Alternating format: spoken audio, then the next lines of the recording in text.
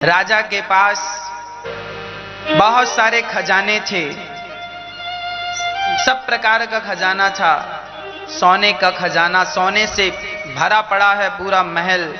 तो दूसरे स्थान पर चांदी चांदी भरी पड़ी है, तीसरे स्थान पर हीरे हीरे भरे पड़े हैं, चौथे स्थान पर मोती मोती भरे पड़े हैं, पांचवें स्थान पर ढेर सारा पैसा भरा पड़ा है ना, सारे सुख सुविधाएं। एक दिन राजा ने एक भिखारी से कहा कि सुन, चल आज हम तुझे खजाना दिखाते हैं। तो राजा उस भिखारी को वहां लेकर गए जहां पैसा ही पैसा भरा था। राजा लेकर गए, जा जितना जी करे समेट ले। अब वो भिखारी पैसा समेटने लगा। अरे भिखारी को आज पैसों का ढेर मिल जाए तो उसकी खुशी का ठिकाना कहां है। अब वो समेट रहा था, तभी राजा बोला, एक काम कर, तेरे पास झोला छोटा सा है, यदि इस झोले में तू पैसा भरेगा तो ज्यादा से ज्यादा 10 लाख भर पाएगा, 20 लाख भर पाएगा, 50 लाख भर पाएगा। एक काम कर, चल मैं तुझे ऐसी जगह ले चलता हूं जहां इतने ही झोले में तू हजारों करोड़ की संपत्ति भर सकता है ना। अब वो भिखारी बोला, ना ना राजा साहब, पैसा से बढ़कर कुछ नहीं है, पैसे से बढ़कर। वो बोला ना। अच्छा, उसे लगा राजा कहीं यहां से ले जाएं और हमें ये भी ना मिले तो। अब वो राजा कहे कि हम तुझे बढ़िया जगह ले चलते हैं। राजा ये कह रहे थे, हम हीरों के पास ले चले। एक हीरा करोड़ों का है, एक हीरा करोड़ों का है, और तुमने यदि 100 हीरा भर लिए तो तुम्हारा काम बन जाएगा। पैसा तुम भरोगे तो कितना, आप कितना पैसा भर लोगे? 10 लाख, 20 लाख, 1 करोड़, बस। तुम्हारे झोले में जगह ही नहीं है, तुम ले जाओगे कैसे, ये तो सोचो। अच्छा, अब राजा बार बार कह रहे हैं, सुनो हम तुम्हें अच्छी जगह ले चलते हैं। बोला ना, हमें तो यहीं रहने दो। अब वो पैसों के ढेर पर बैठ के ये सोचने लगा कि इससे बेहतर कुछ नहीं। उसे लगने लगा कि इससे अच्छा कुछ नहीं है, क्योंकि बेचारा भिखारी कभी देखा नहीं और आज देखा है तो मरा जा रहा है, छूटता नहीं है। बुरा ना मानो तो एक बात कहूं, वो भिखारी कोई और नहीं है, हम ही वो भिखारी हैं। आप इस संसार में आए, वो राजा कोई और नहीं, भगवान ही वो राजा है। उस राजा ने हमें एक खजाने में भेज दिया। ये संसार उस परमात्मा का एक खजाना है। हम इस संसार रूपी खजाने में आए और हम संसार में उलझ गए। हमें लग रहा है कि इससे अच्छा कुछ है ही नहीं, जबकि भगवान चाहते हैं तू मेरी बात मान और मेरी शरण में आ, मैं तुझे इससे भी बढ़िया ऐसा खजाना दूंगा। ये तो कुछ नहीं है, इससे भी बढ़िया खजाना। तुम्हें लग रहा है कि पैसे में बड़ा सुख है, पत्नी में, पुत्र में, परिवार में बड़ा सुख है। अरे पागल, इस खजाने से भी बढ़िया खजाने परमात्मा के पास हैं। एक बार कोई उनकी शरण में चला जाए, एक बार कोई उनकी बात मान ले, तो भगवान बैकुंठ के खजाने में, साकेत के खजाने में तुम्हें बैठाल देंगे, जहां केवल आनंद है, जहां केवल सुख है, भगवत प्राप्ति। वहां भगवान है, वहां केवल भगवान है, वहां सब सुख सुविधाएं हैं। इसीलिए मैं आपसे कह रहा हूं कि जो भगवान को अपने हृदय में बिठा लेता है वह किसी भी धाम में जाने के लिए स्वतंत्र, उसके लिए मोक्ष के दरवाजे खुल जाते हैं। और आप और हम पागल ना बने। ये संसार जो खजाना रूपी संसार है, ये तो कुछ भी नहीं, इससे भी बढ़िया राजा साहब के पास ऑप्शन थे, पर वो भिखारी निकला ही नहीं और बेचारा 10-20 लाख लेके निकल गया। अब उसे लग रहा मैंने बहुत पा लिया, 10-20, अरे 10-20 लाख में क्या होता।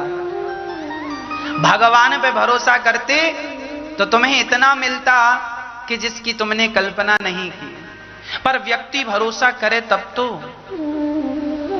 इसीलिए आप इस संसार में सबसे ज्यादा भरोसा, सबसे ज्यादा विश्वास और समर्पण भगवत चरणों में ही किया करिए, है ना। जब भगवान को लेकर वसुदेव जी चले तो पांव की बेड़ियां, हाथ की हथकड़ियां अपने आप खुल गईं, पहरेदार सो गए। पहरेदार सो गए मतलब पहरेदार का अर्थ क्या है? हमारी इंद्रियां, 5 ज्ञानेंद्रियां, 5 कर्मेंद्रियां, ये पहरेदार हैं। आंख कहती है अच्छा दिखाओ, कान कहते हैं अच्छा सुनाओ, जिह्वा कहती है अच्छा खिलाओ, चमड़ी कहती है अच्छा स्पर्श कराओ, नाक कहती है अच्छा अच्छा सूंघाओ। सारी जिंदगी आप इन 5 इच्छाओं को पूरी करने में तो लगाते हैं, इच्छाएं पूरी नहीं होती।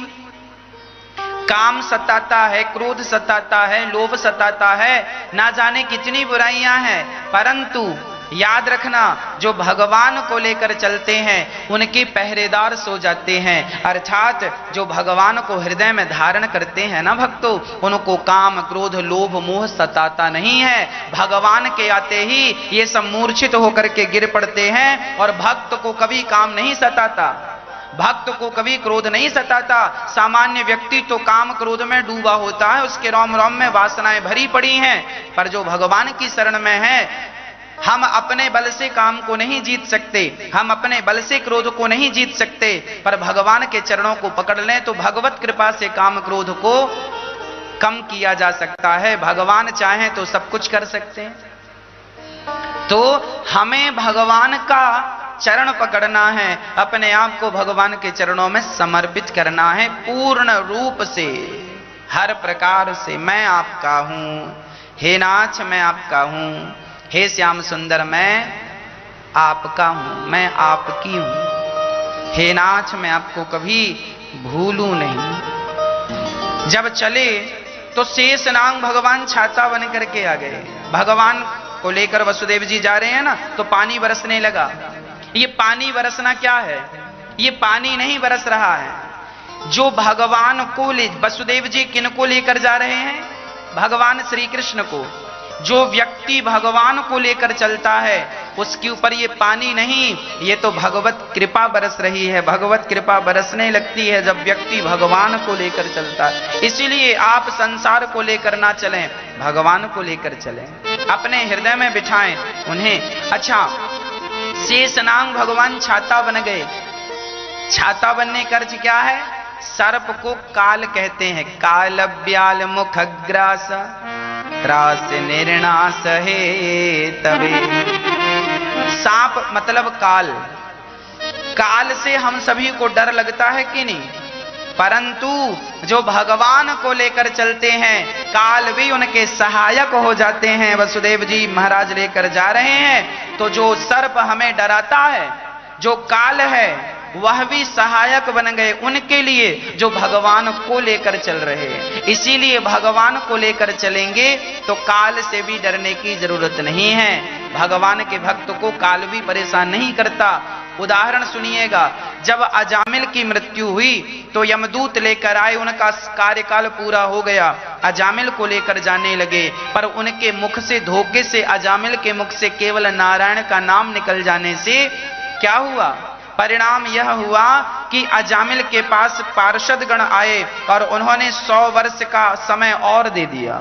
चलो 100 वर्ष का समय आप लो और अब भगवान का भजन करो। एक नाम लेने में तुम्हारी सदगति हुई है तो 100 साल तक नाम जपोगे तो पता नहीं तुम्हें क्या मिलेगा।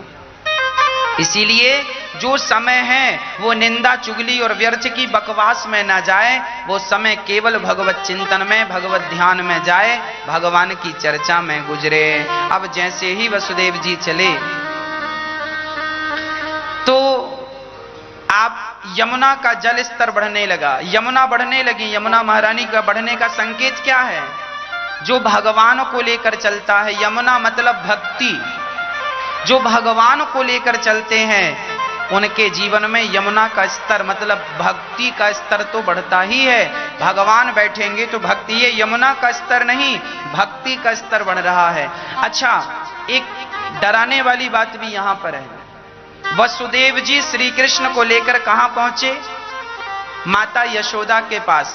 और यशोदा माता ने कन्या को जन्म दिया था। उस कन्या का नाम है योग माया। माया है वो माया। अब वसुदेव जी ने गलती क्या कर दी कि उन्होंने श्री कृष्ण को वहां रख दिया और माया को उठा लिया। बस जो व्यक्ति भगवान को लेकर चलेगा उसे पग पग में माया तो मिलेगी, पैसा तो मिलेगा, समृद्धता तो मिलेगी, ऐश्वर्य तो बढ़ेगा।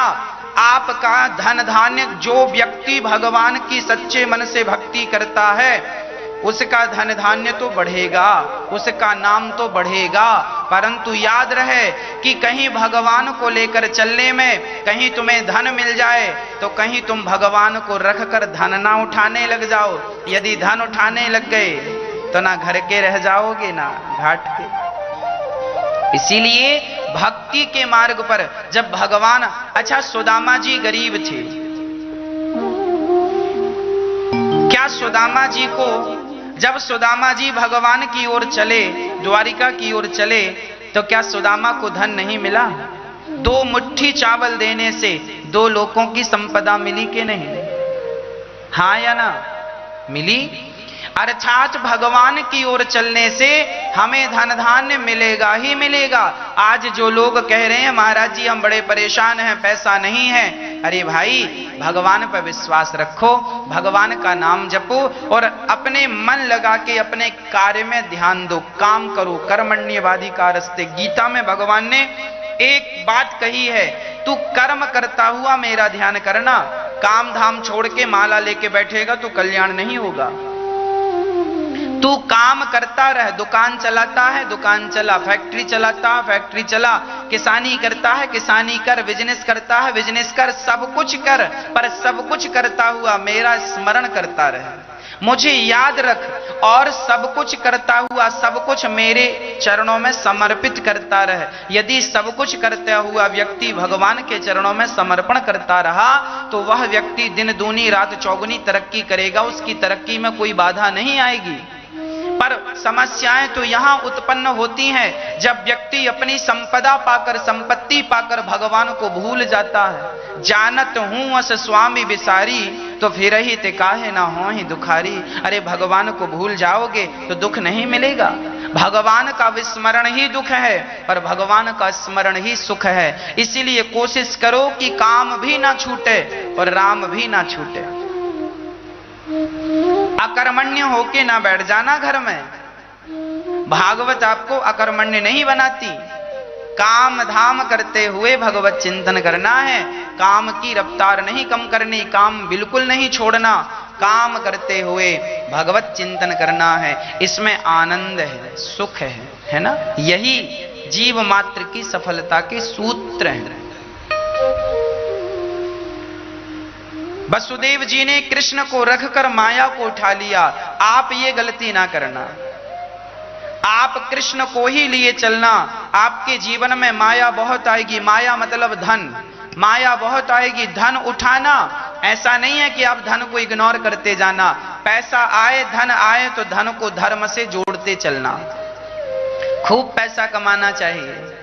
हम आपको ये नहीं कहेंगे कि माया के चक्कर में ना पड़ो, माया के चक्कर में तो आज पड़ना ही पड़ेगा। हाँ, वो लोग ना समझ हैं जो माया के चक्कर में पड़ करके माधव को भूल जाते हैं। हम ये कहते हैं कि आप माया जो है, धन मिल रहा है तो धन लो, बिजनेस में फायदा हो रहा है फायदा लो, बिजनेस को बढ़ाओ, व्यापार को बढ़ाओ, दुकान को बढ़ाओ, अच्छा सोचो, ज्यादा इनकम हो आपकी, ज्यादा पैसा कमाओ, पर जो पैसा कमाओ उस पैसे का सदुपयोग करना सीखो। यदि आप उस पैसे का सदुपयोग कर रहे हैं, जैसे धन आया तो धन से धर्म करो, भागवत सुनो, दान करो, भूखे को भोजन कराओ, प्यासे को पानी पिलाओ, वृक्षारोपण कराओ, जो भी पुनीत पुण्य के कार्य हैं देश के लिए करो, समाज के लिए करो, अच्छे काम करते रहो तो आपका पैसा कमाना भी सफल होगा। और आप पैसा कमा के धनवान होके शराबी हो गए, शराब पीने लगे, बड़ा पैसा कमाया तो महंगी शराब पीने लगे, मांस खाने लगे, पराई स्त्रियों का संग करने लगे, सुरा और सुंदरी में चले गए, तो फिर आपका जो कमाया हुआ धन है वो व्यर्थ हो गया या सार्थक हुआ? कहो।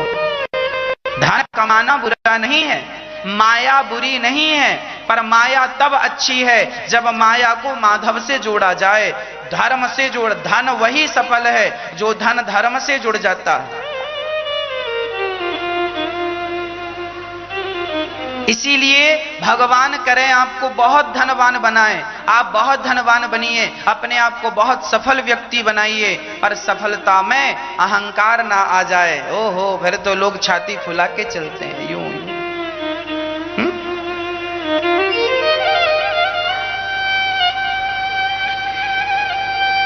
आप अपने आप को समुद्र की तरह गंभीर बनाइए। सुख में फूलो मती, दुख में तड़पो मती। पानी कितना भी बरस जाए, नदियों में तो बाढ़ आ जाती है, क्या बारिश के समय समुद्र में बाढ़ आती है? और सारे संसार में पानी ना गिरे, नदियां सूख जाएं, सब जगह सूखा हो, तो क्या समुद्र सूखता है? पानी बरसे तो समुद्र को कोई फर्क नहीं पड़ता, ना बरसे तो समुद्र को कोई फर्क नहीं पड़ता, वो अपनी मस्ती में मस्त है कि नहीं? उसी तरह हमें भी समुद्र की मस्ती में मस्त होना चाहिए। समुद्र की तरह हमें बहुत लाभ हो जाए तो हम ज्यादा अहंकारी ना हो जाएं। कई लोगों को हमने देखा, ज्यादा पैसा आ जाए ना तो हैंग होने लगते हैं। मोबाइल में ज्यादा चीज सेव हो जाए हैंग होने लगता।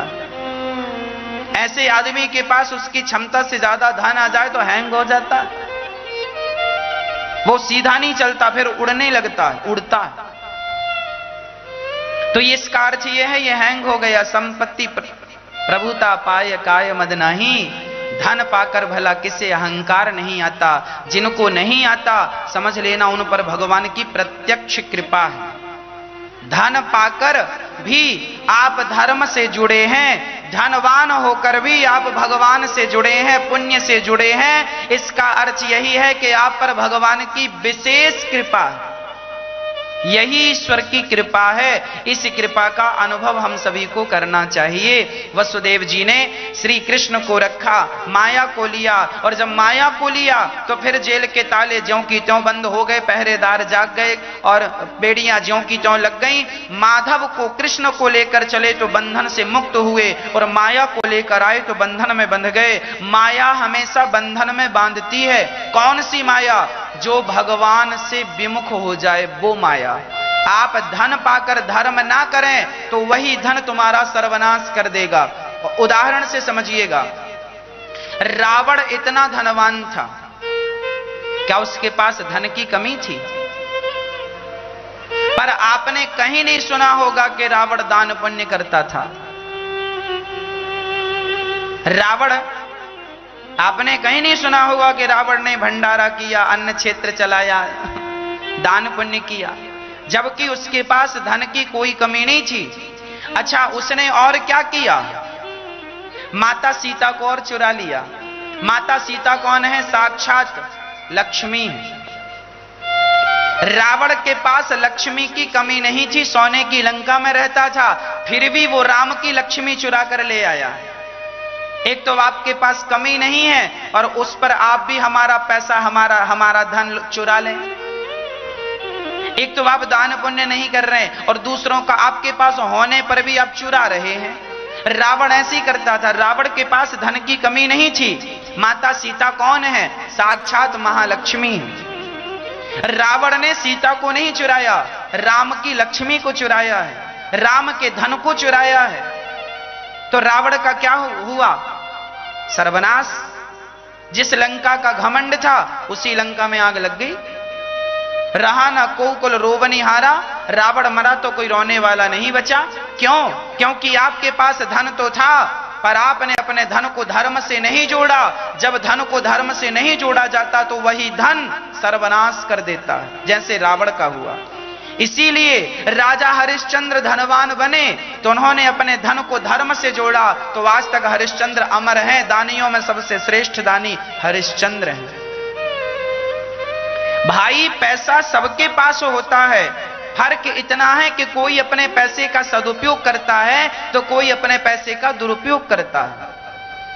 हमारे पास पैसा है तो हम सेवा में लगा रहे हैं, माओं की से आप लोग दे रहे हैं, हम माओं की सेवा कर रहे हैं, दीन दुखियों का दर्द समझ रहे हैं, भोजन अन्न क्षेत्र चल रहा है। 1 करोड़ वृक्ष का सपना हमने देखा है कि 1 करोड़ वृक्ष लगाएंगे, तो ये हम अपने बल पर थोड़ी, आप लोगों का प्यार, आप लोगों के सहयोग के बल पर ही तो हम ये सपने देखते हैं। हमने सोचा कि 1000 वृद्ध माओं की सेवा करेंगे, उन माओं की जिन माओं को बच्चों ने घर से निकाल दिया है, खुद के बच्चों ने घर से दुत्कार दिया है, ऐसी माओं को 1000, अभी तो लगभग 160-165 माताएं रहती हैं, 1000 माताएं रह सकें, उनके लिए हम सोच रहे हैं। ये क्यों सोच रहे हैं? इसीलिए कि हमें पता है, विश्वास है कि आप जैसे महान लोग, दानवीर लोग जुड़े हैं और हम सब मिल करके माओं की सेवा करें। यही पुण्य है, यही धर्म है। धन तो क्या हम बांध कर ले जाएंगे कि तुम बांध कर ले जाओगे, पर जो धन से धर्म कर लेंगे वो हमारे संग चलने के लिए तैयार हो जाएगा। इसीलिए धन मिले तो तुरंत उसको धर्म से जोड़ देना, नहीं तो धन अच्छों की बुद्धियां बिगाड़ चुका है। धन सबकी बुद्धि बिगाड़ता। इसीलिए कृष्ण के संग चलते हुए, भगवत चरणों का चिंतन करते हुए जब धन आए तो धन को धर्म से जोड़ने का प्रयास कीजिएगा। हां, अब यहां कंस को खबर लगी कि 8वें गर्भ में बेटा नहीं बेटी हुई, पत्थर से पटक दिया, हाथ से छूटकर वो आकाश में चली गई। मूर्ख अष्टभुजाधारी महादेवी प्रकट हो गई, मूर्ख तुझे मारने वाला प्रकट हो गया है, ये कहकर वो अंतर्धान हो गई। यहां कंस भयभीत हो गया और देवकी वसुदेव को जेल से मुक्त कर दिया कि अब बंधन से क्या होगा, पर कुछ चाटुकार मंत्रियों के कहने से फिर जेल में डाल दिया। अच्छा, अब यहां सारे ब्रज में उत्सव चालू हो गया। सारे ब्रजवासी, वसुदेव जी महाराज ने, आनंद बाबा ने लाला का जन्म सुना, रबड़ी सी रात में लड़ुआ सो लाला जायो है, माता यशोदा ने बधाई हो बधाई हो, सब लोग बधाई दे रहे, वाह वाह सुंदर बधाई।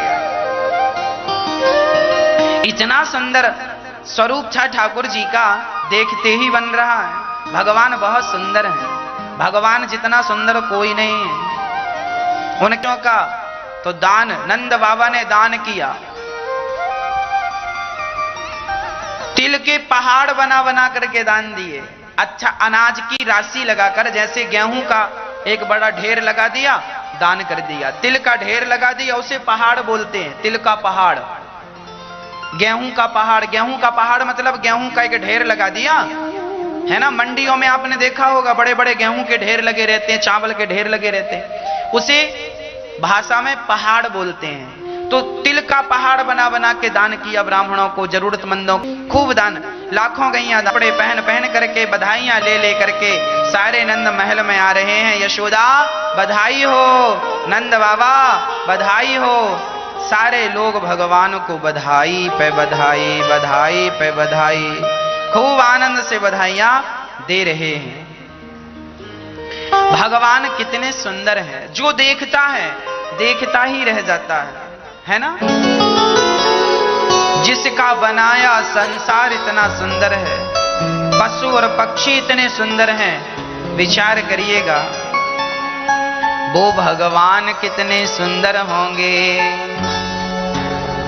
हाँ प्रिय भक्तों, सारे ब्रजवासियों ने बधाइयां दी, उत्सव मनाया।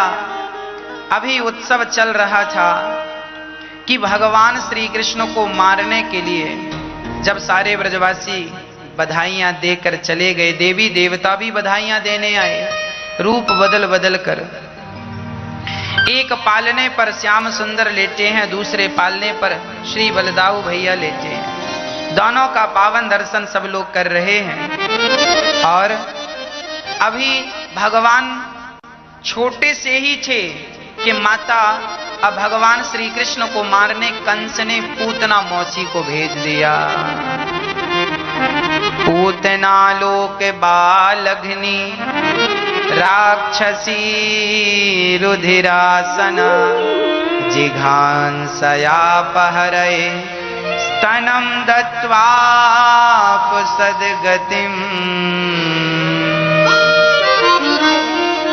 मैया जी ध्यान से सुनिएगा। पूतना लोक बालग्नि, पूतना छोटे छोटे बच्चों को मारती थी और खाती थी, रक्त पी जाती। पूतना लोक बालग्नि, जात की राक्षसी थी, रक्त पीती थी, राक्षसी रुधिरासना। जिघांसयापहरये स्तनम दत्त्वापसद्गति। पूतना छोटे छोटे बच्चों को मारती, उनका रक्त पी जाती, ऐसी निर्दयी पूतना थी। आज उसका विचार हुआ कि चलो ब्रजवासियों में जो अभी बच्चे पैदा हुए हैं गोकुल में, उन्हें मारते हैं। तो पूतना बड़ी राक्षसी थी, भयंकर दिखती थी, पर आज बड़ी सुंदर बन ठन करे सज धज करके आई है। अपने स्तनों में जहर भर के लाई है और कृष्ण को पिलाने के लिए आई। बड़ी सुंदर बन के आई और श्याम सुंदर वहां लेटे हुए थे पालने पर। तभी पूतना मौसी आई और पूतना को देखते ही श्याम सुंदर ने अपने नेत्रों को बंद कर लिया। भगवान ने अपनी आंखें मूंद ली। भगवान से पूछा किसी ने, प्रभु आपने पूतना मौसी को देखते ही अपने नेत्र बंद कर लिए, क्यों? तब भगवान कहते हैं, पूतना हमें मारने आई है और हमें तो तारने का बहाना चाहिए। मानो भगवान ने नेत्र इसीलिए बंद कर लिए कि मानो आंख बंद करके भगवान देख रहे हैं कि एक भी पुण्य नजर आ जाएगा पूतना का, तो मैं उस एक पुण्य के बल पर इसे भवसागर से पार, ये मुझे मारने आई है पर मैं इसे तार दूंगा। भगवान तो तारते हैं, कितना भी बड़ा पापी हो। पूतना क्या कम पापी थी? बताओ, भगवान को ही मारने का प्लान बना के गई है। अब ये कोई पाप नहीं है क्या भगवान को मारना? अरे शास्त्रों में लिखा है भगवान को गाली देना, भगवान की निंदा करना पाप है। और सोचो कि जो भगवान को मारने जा रहा है वो कितना बड़ा पापी होगा। हरि हर निंदा सुनहि जिकाना, हो ही पाप गौघात समाना।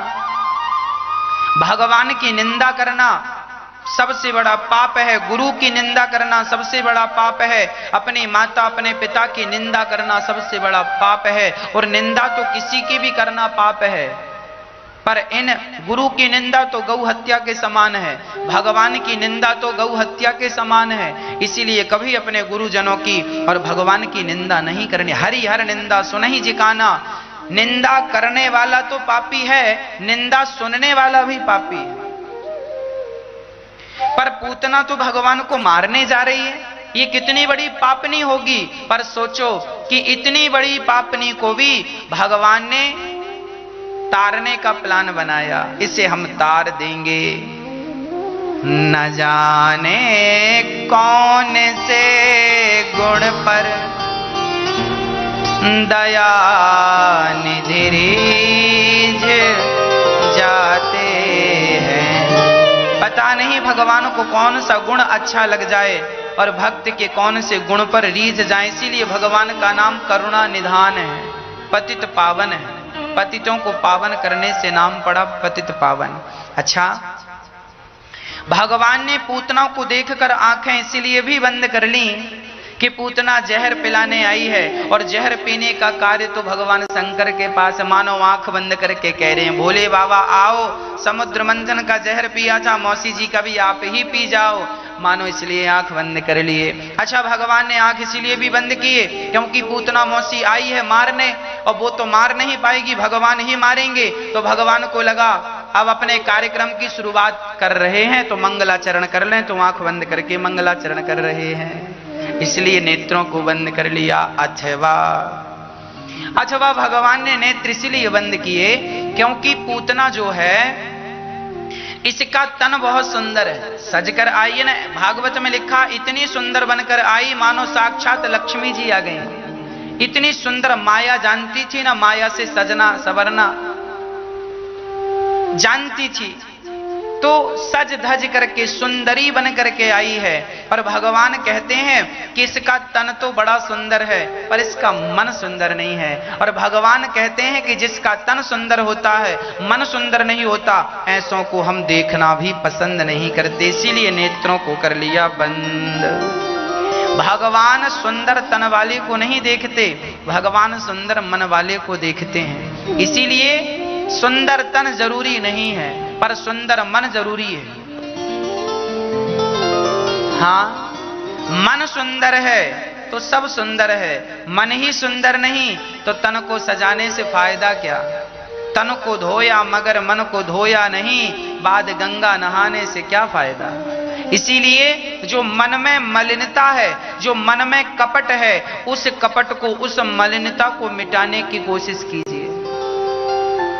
आपके भीतर, हमारे भीतर कपट है। भगवान कहते हैं निर्मल मन जन सो मोहि पावा, मोहि कपट छल छेद्र न भावा।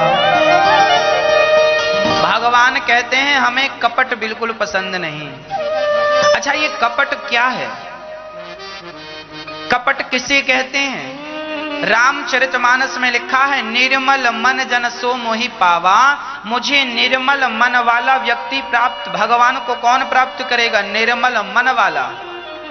अच्छा, निर्मल मन कैसा? जिसके भीतर से कपट निकल जाए। मोहि कपट छल छिद्र ना भावा। ये कपट क्या है? अच्छा, आपको पता है ये कपट क्या है? क्या है कपट, बताओ। कपट की व्याख्या क्या है? अच्छा, आप लोग कपटी हैं कि नहीं, बताओ। आपके अंदर कपट है कि नहीं? मैया जी, ओ मेरी मां, बताओ, आपके अंदर कपट है? क्या आपके अंदर कपट है कि नहीं है? क्या है ये कपट, कैसा है? अब हम कपट किसे कहते हैं यह बता रहे हैं, ध्यान से सुनिएगा। कपट क्या है, उदाहरण से समझिएगा। हमारे भीतर क्रोध है, हमारे भीतर काम वासनाएं हैं, लोभ है, हमारे भीतर सारी बुराइयां हैं तो सही, पर हम मानते ही नहीं कि हम में ये बुराई है। जैसे कुछ लोग ना गलत होते हैं, गलत मतलब उसने, जैसे किसी ने चोरी की, माना कि मैंने चोरी की, अब मैंने कोई चोरी कर ली। आप कहेंगे महाराज जी आपने चोरी की है, मैं कहूंगा नहीं नहीं, मैंने, चोर थोड़ी कहता कि मैंने चोरी की। चोर ने चोरी तो की है, पर वो चोरी को स्वीकार नहीं कर रहा है। चोरी को स्वीकार ना करना ही कपट है।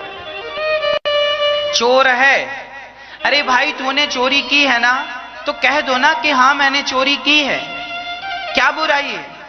स्वीकार कर लेना। गलतियां सबसे होती, मेरे से भी गलतियां होती हैं, आपसे भी गलतियां होती हैं। फर्क कितना है, कोई गलती करके स्वीकार कर लेता है। स्वीकार करो और सुधार करो।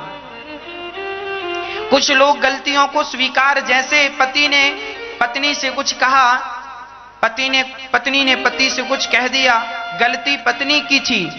अब पत्नी कह रही है ना मैंने तो गलती की नहीं, मेरी तरफ से तो ये हुआ नहीं, मेरी तरफ से तो झगड़ा हुआ नहीं, जबकि गलती पत्नी की थी।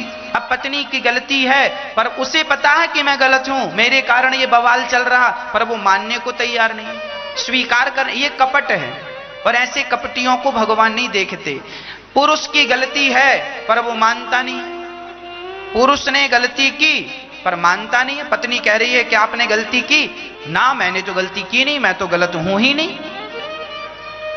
छत में जाके पड़ोसन से बात कर रहा था, पत्नी ने पकड़ लिया। क्यों जी आप बात कर रहे थे पड़ोसन से? ना जी मैंने बात नहीं की, कर रहा था, अब मानने को तैयार नहीं है। ये कपट है। आप अपनी पत्नी से कपट कर रहे हैं, आप अपने पति से कपट कर रहे हैं, और यही कपट करते करते आप लोगों की आदत में वो कपट आ जाता है, तो आप लोग वो कपट भगवान से भी करने लग जाते हैं। हम लोग भगवान से भी कपट करते हैं। कैसा? जैसे हमारे अंदर काम है, क्रोध है, लोभ है, अहंकार है, पर हम लोग भगवान से कहते हैं हम तो बढ़िया हैं भगवान, हम थोड़ी कामी हैं, हम थोड़ी क्रोधी हैं। अरे भाई, भगवान के मंदिर जाया करो तो मांगने की लिस्ट लेकर ना जाया करो।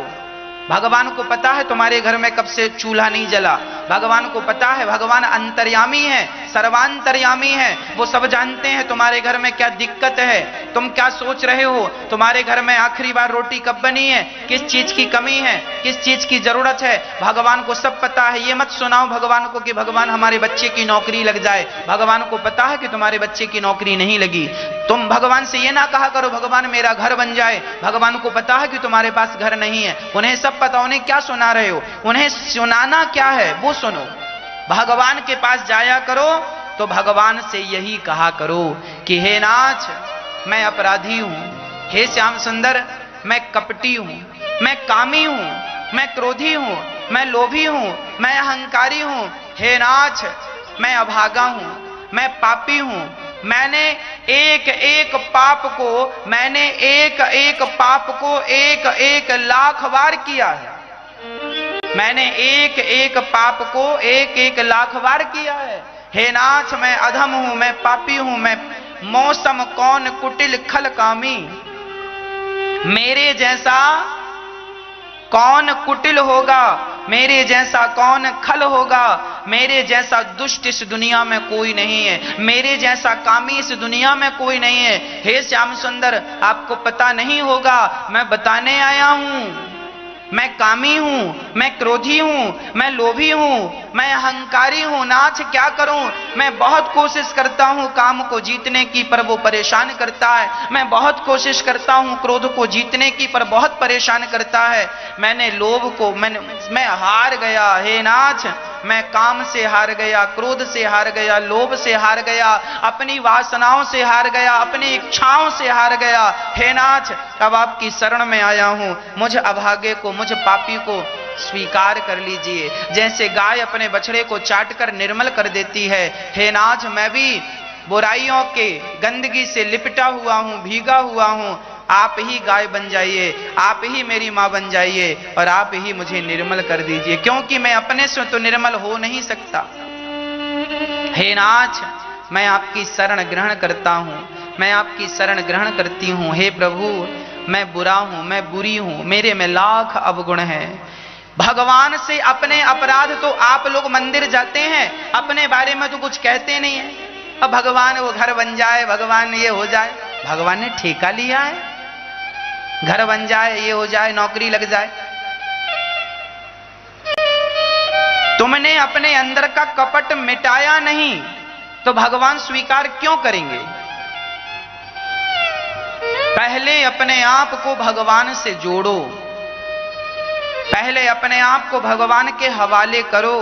जब आप हवाले, अच्छा एक बात बताओ, आपके द्वार पर कोई आ जाए और कहे भैया मैं 2 दिन इसका भूखा हूं, मुझे भोजन दे दो, तो आप देंगे कि नहीं देंगे?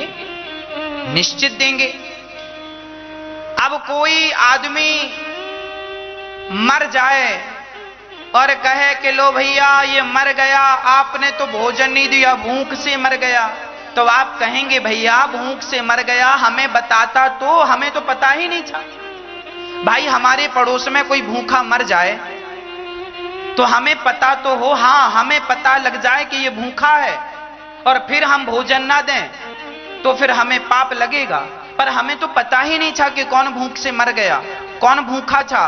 उसी प्रकार जो तुम्हारे द्वार पर आता है तुम उसकी भूख मिटाते हो, जो तुम्हारे द्वार पर नहीं आता, तुम्हें पता नहीं चलता, उसकी भूख आप कैसे मिटाएंगे। उसी तरह जो भगवान के द्वार पर चले जाते हैं भगवान उनका दुख दूर करते चले जाते हैं। जो भगवान के द्वार जाते ही नहीं, जो आत्मसमर्पण करते ही नहीं, जो भगवान के होते ही नहीं, जो ये कहते ही नहीं कि नाथ मैं आपका हूं। अच्छा एक बात बताओ, कोरोना की वैक्सीन लग रही है, कुछ लोग लगवा रहे हैं, कुछ लोग नहीं लगवा रहे हैं।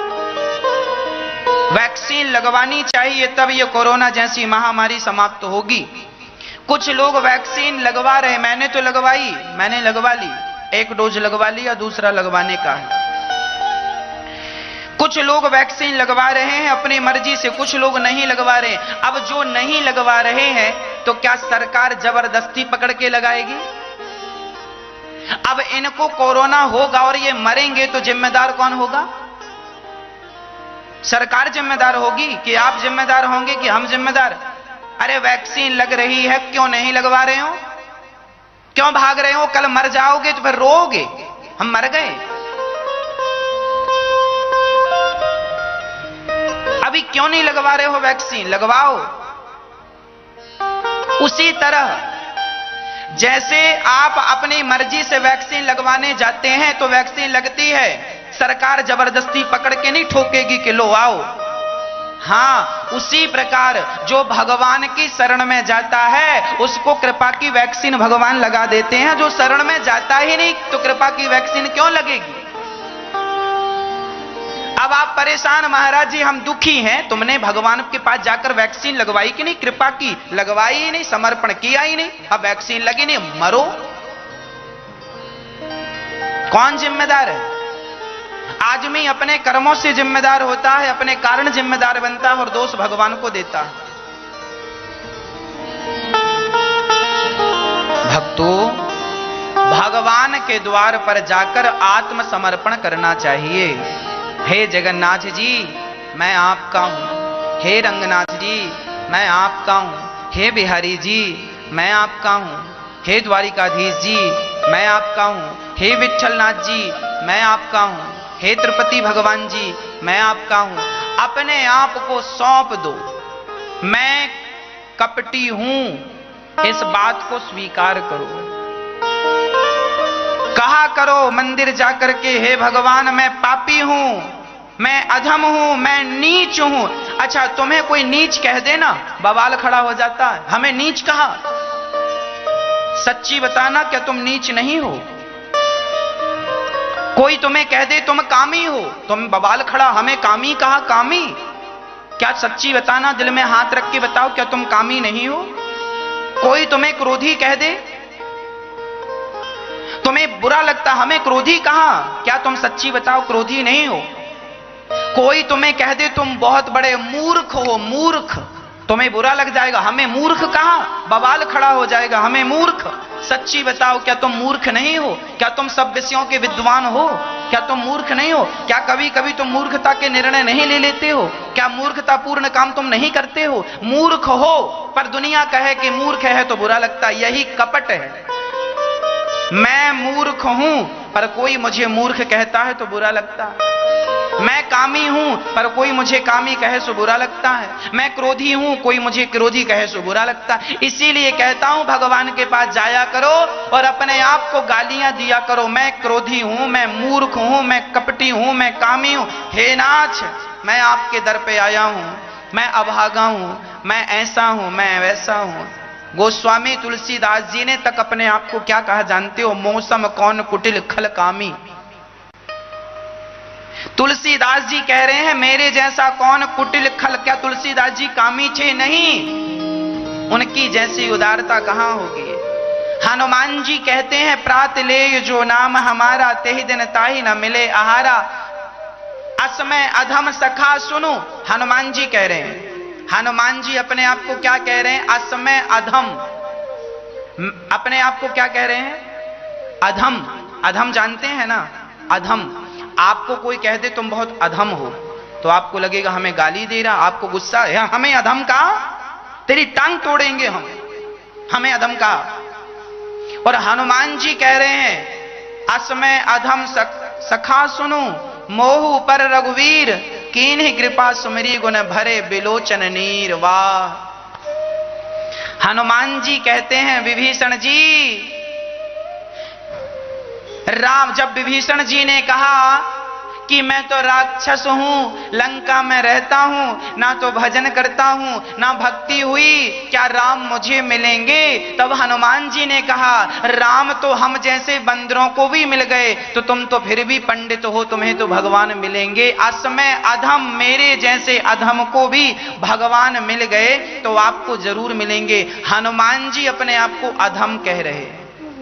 असमय अधम सखा सुनो, ये हनुमान जी का क्या है? बड़प्पन है। हनुमान जी साक्षात भगवान शंकर के अवतार हैं पर वो अधम कह रहे हैं। यही भक्तों की भाषा है।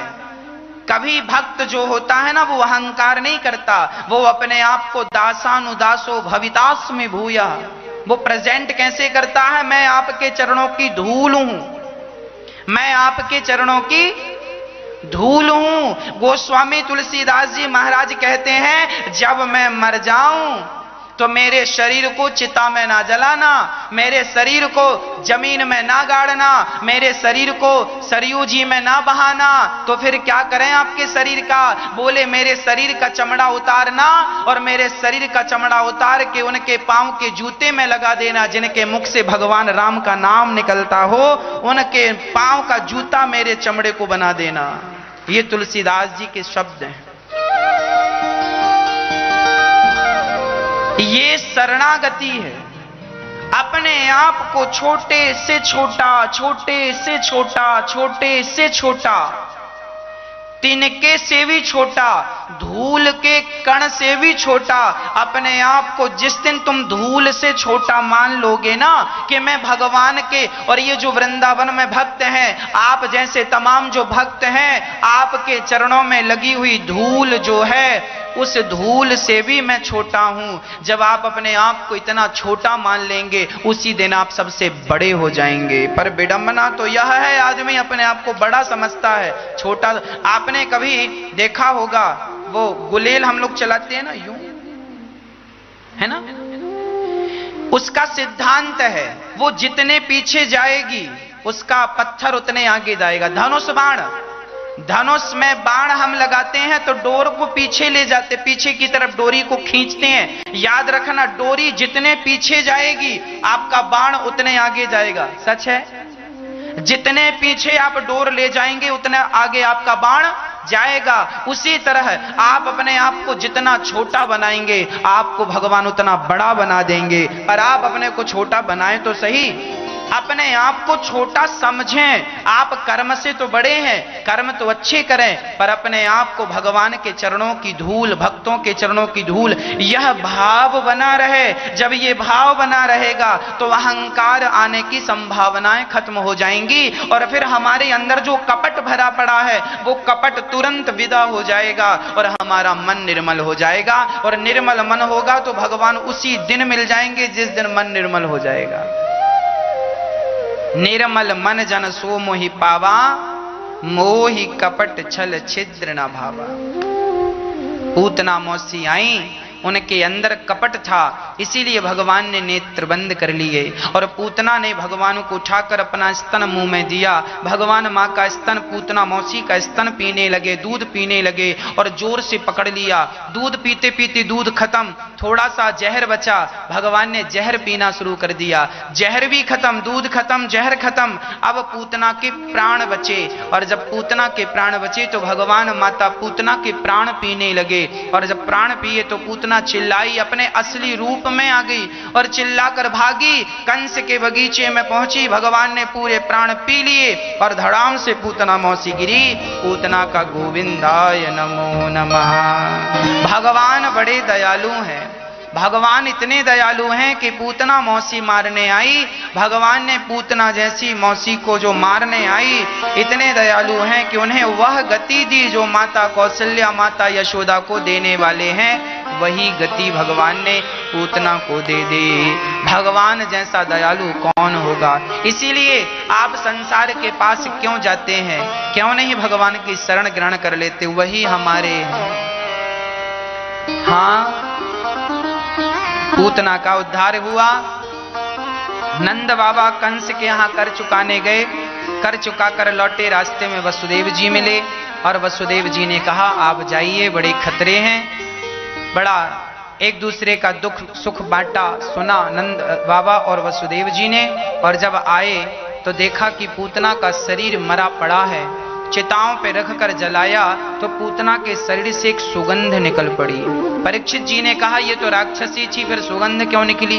बोले ये राक्षसी थी पर भगवान ने से तार दिया। जैसे लोहा पारस मणि के संग में आ जाए, लोहे को पारस मणि से स्पर्श करा दिया जाए तो लोहा सोना बन जाता। उसी प्रकार हम जीवात्मा तो लोहे की तरह हैं, पर भगवान श्री कृष्ण पारस मणि है। यदि हम उनके चरणों का स्पर्श करते रहें, उनके चरणों में रहें, तो हम जैसे पतित भी पावन हो जाते हैं। हम जैसे भी पावन हो जाते हैं। जैसे नाला गंगा जल में मिलकर गंगा हो जाता है, ऐसे हम जैसे पापी भगवान की भक्ति करके पवित्र हो जाते हैं। जैसे नाले का पानी गंगा से मिलकर पवित्र होकर गंगा बन गया। नाम की बड़ी महिमा है, भगवान के चिंतन की बड़ी महिमा है। पूतना का उद्धार हुआ। उसके बाद भगवान को मारने के लिए कंस, मां यशोदा ने लाला की पूंछ से, गौ माता की पूंछ से नजर उतारी, लाला को गोद से लगाया, हृदय से लगाया, दूध पिलाया और सेवा की, है ना। एक दिन भगवान करवट बदले तो माता यशोदा ने भगवान का एक उत्सव रखा, ब्राह्मणों को बुलाया, स्वस्ति पाठ कराया और ब्राह्मण भोज कराया। आप लोग भी अपने जीवन में जब भी कुछ उपलब्धि पाया करो, जब भी कुछ अच्छा उत्सव आए तो आप लोग भी जरूर अन्नदान जरूर किया करो। आपके नाम से कोई भोजन करे, इससे बड़ा पुण्य नहीं होता। आपकी शादी की सालगिरह है, जन्मोत्सव है, कोई अच्छे उत्सव है, तो उन उत्सवों को जरूर अन्न से जोड़ना चाहिए। आज पूज्य श्री अनिरुद्धाचार्य जी महाराज ने हम सभी लोगों को बहुत ही उत्तम एवं शिक्षाप्रद कथा सुनाई है। आशा करता हूं कि इस शिक्षाप्रद कथा से हम सभी लोग कुछ न कुछ शिक्षा अवश्य ग्रहण करेंगे और अपने जीवन को सुखी और सात्विक बनाने का प्रयास करेंगे। मित्रों, अगर आपको यह शिक्षाप्रद कथा पसंद आई हो तो वीडियो को लाइक करें और अधिक से अधिक लोगों को शेयर भी करें, जिससे और भी लोग महाराज जी की इस शिक्षाप्रद कथा से शिक्षा लेकर अपने जीवन को सुखी बना सकें। मित्रों, अगर आपने अभी तक हमारे चैनल को सब्सक्राइब नहीं किया है तो हमारे चैनल को तुरंत सब्सक्राइब भी कर लें, जिससे आपको नोटिफिकेशन के माध्यम से महाराज जी के शिक्षाप्रद कथा तुरंत प्राप्त हो सकें। मित्रों, तो कल फिर किसी शिक्षाप्रद कथा के साथ आप लोगों के समक्ष प्रस्तुत होंगे। तब तक के लिए जय श्री राधे।